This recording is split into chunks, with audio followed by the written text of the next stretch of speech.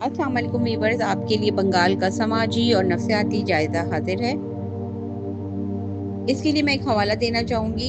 یہ عہد اسلامی کا بنگال ایک رسالہ ہے سید یحییٰ حسن کا، اور یہ اورینٹل پبلک لائبریرین پٹنہ سے جو ہے شائع ہوا۔ اس کے صفحہ 3 پر یہ لکھتے ہیں کہ یہ ایک تاریخی حقیقت ہے کہ ہندوستان میں بت مت کا زوال اور عرب میں اسلام کا ظہور ساتھ ساتھ شروع ہو گیا تھا، تاہم بت مت کو مٹتے مٹتے بھی ایک زمانہ لگ گیا۔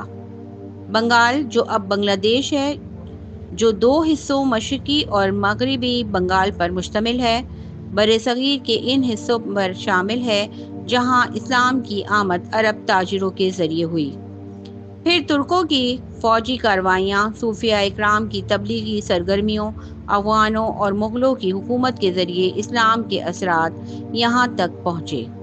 اس کے دیرپا اثرات تو مشرقی پاکستان میں ہوئے، لیکن مغربی خطہ بھی ان اثرات سے بالکل آزاد نہیں رہا۔ 3 مذاہب کی سرزمین رہنے کے بعد اب یہ اپنی الگ پہچان رکھتا تھا۔ اس کے بعد میں آپ کو بتاتی ہوں کہ ہندوستان میں عرب تاجروں کے ذریعے نہ صرف تجارت ہوئی بلکہ اسلام کی آمد بھی ہوئی۔ ملیبار، سندھ، گجرات، کوکن، بنگال اور ہندوستان کے کئی دوسرے جزیروں کے باشندے ان مسلم تاجروں کو رحمت کا فرشتہ تصور کرنے لگے۔ عرب تاجروں نے بنگال کے لوگوں سے اپنے تعلقات کو استوار کیا، یہاں کی زبان سیکھی، یہاں شادیاں کی اور بنگال کے محکوم اور مظلوم لوگوں کو تجارت میں شامل کیا، اور امانت داری اور صداقت کے ایسے جوہر دکھائے کہ بنگال کے لوگوں کی اکثریت نے اس رحمت و عافیت والے اعمال کے اصل مذہب اسلام کو قبول کر لیا۔ نفسیاتی اسباب اور پس منظر کی بات کریں تو بنگال کی تاریخ کے عمومی اور نفسیاتی رویے میں جنگی پن اور جارحانہ جنگی فضا عام ہے، جس کی تفصیل ابتدا کی قسطوں میں بتائی جا چکی ہے کہ کیسے کیسے بنگال کے راجاؤں کے مابین جنگ و جدل کی فضا قائم ہوئی تھی اور ملک گیری کے جذبات کو جس طرح تسکین دی جاتی تھی۔ بنگال کے قدیم و جدید باشندوں کی نفسیاتی تشکیل میں ایک بات جو سب سے نمایاں نظر آتی ہے وہ یہ ہے کہ یہاں ہر مزاج اور طبیعت کے لوگ موجود تھے۔ اسلام آیا تو ان لوگوں نے فوج در فوج اسلام قبول کر لیا، اور اس سے قبل جب ہندوازم کی لہر آئی تو لوگوں کے جوگ در جوگ اس کے دامن میں بھی سہارا لینا چاہتے تھے۔ الغرض نفسیاتی حوالوں سے بنگال میں متنوع اور متنوع المزاج باشندوں کی کثرت تھی، لیکن اس کا مطلب ہرگز یہ نہیں کہ وہاں جنگ اور عقل سے کام لینے کی کوئی روش نہ تھی۔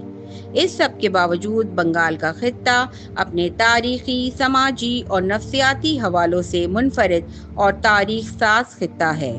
اب ہم بنگال کے لوگوں کی نفسیات کا جائزہ انگریزوں کے دور حکومت سے لے کر 1971 بنگلہ دیش بننے تک لیتے ہیں، کیونکہ کسی بھی معاشرے کے لوگوں کی نفسیات سمجھنے کے لیے اس خطے کی جغرافیائی، سماجی، سیاسی اور معاشی حالت کو بھی مد نظر رکھنا چاہیے۔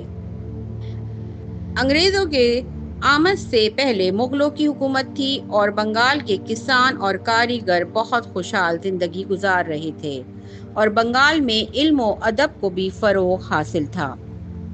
ڈبلیو ڈبلیو ہنٹر صادق حسین نے جس کا ترجمہ کیا ہے، یہ اقبال اکیڈمی سے شائع ہوئی تھی اور 1944 اس کا سن ہے۔ یہ صفحہ 239 پر لکھتے ہیں کہ جس وقت ایسٹ انڈیا کمپنی نے بنگال کا نظم و نسق سنبھالا، اس وقت لارڈ کارنوالیس نے دوامی بندوبست 1793 مرتب کیا۔ اس سے وہ مسلمان جو ٹیکس وصول کر کے سرکار کو دیتے تھے، اب ضلع میں ان کی جگہ ہندو کلیکٹر مقرر کر دیا گیا، جس کے ساتھ غیر مسلم بھی ہوتے تھے۔ اس بندوبست نے ہندو کلیکٹر، جو اس سے پہلے معمولی عہدوں پر مامور تھے، ترقی دے کر زمیندار بنا دیا، اور ان کو زمین کی ملکیت کا حق حاصل ہو گیا، اور وہ اب اس دولت کو سمیٹ رہے تھے جو مسلمانوں کا حق تھی۔ اسی طرح جب انگریز حکومت نے اعلان کیا کہ اب فارسی کی جگہ انگریزی سرکار انگریزی سرکاری زبان ہوگی تو مسلمانوں کے لیے مشکل فیصلہ تھا کہ وہ یہ نئی زبان اتنی جلدی نہیں سیکھ پاتے جتنی جلدی ہندوؤں نے سیکھ لی، کیونکہ ان کے لیے زبان سیکھنا ایک نیا تجربہ نہیں تھا۔ انہوں نے ملازمتوں کے حصول کے لیے جلد ہی اس زبان کو سمجھ لیا اور اعلیٰ عہدوں پر فائز ہوئے، لیکن تعلیم یافتہ مسلمان اپنے پرانے طریقہ تعلیم سے مطمئن تھے۔ اس طرح جلد ہی انہوں نے اپنے لیے معاشی مشکلات پیدا کر لیں اور عدالتوں میں اور دیگر شعبوں میں ہندوؤں کی اجارہ داری ہو گئی۔ اس طرح حکومت برطانیہ نے انہیں غریب اور جاہل کر کے چھوڑا۔ انگریز سیاست کے پورے دور میں زرعی ملک ہونے کے باوجود ریلوے کی پٹریاں بچھا دی گئیں، لیکن مسلمانوں کی حالت بد سے بدتر ہوتی چلی گئی۔ جب دل چاہتا مصنوعی قحط پیدا کر کے ہزاروں لوگوں کو مروا دیا جاتا۔ اسی چیز کو سیدہ انیس فاطمہ اپنی کتاب پاکستان کا معاشی پس منظر، یہ ایجوکیشنل کانفرنس ہوئی تھی اس لیے کراچی میں 1961، اس کے صفحہ یہ 20 پر لکھتی ہیں کہ آدم جی، جوٹ، کرنا فل، پیپر مل، اصفہان مل اور چھوٹے بڑے بکثرت کارخانے جو اشیاء مستعملہ یعنی استعمال کی چیزیں پیدا کر کے سب باہر چلی جاتی، کیونکہ پیدا کنندگان خریدنے کی استطاعت نہیں رکھتے تھے۔ قلیل اجرتیں، ضرورت مندوں کی بڑھتی ہوئی تعداد، قرض، مشرقی پاکستان کی آبادی افلاس کی تہ بتہ لپٹے ہوئے مشکلات سے دوچار ہوئی۔ یعنی اتنی غربت تھی کہ جو لوگ وہاں پر کارخانے میں کام کرتے تھے، خود ان کے اپنے لیے کچھ بھی نہیں ہوتا تھا اور تمام جو استعمال کی چیزیں تھیں وہ باہر چلی جاتی تھیں۔ اب یہ حصہ جاری ہے۔ اگر آپ کو میری یہ ویڈیو پسند آئی ہے تو لائک کا بٹن دبانا مت بھولیے اور جو چینل پر نئے ہیں وہ چینل کو سبسکرائب کر دیں۔ اگلا حصہ جلد ہی آپ کی خدمت میں پیش کر دیا جائے گا۔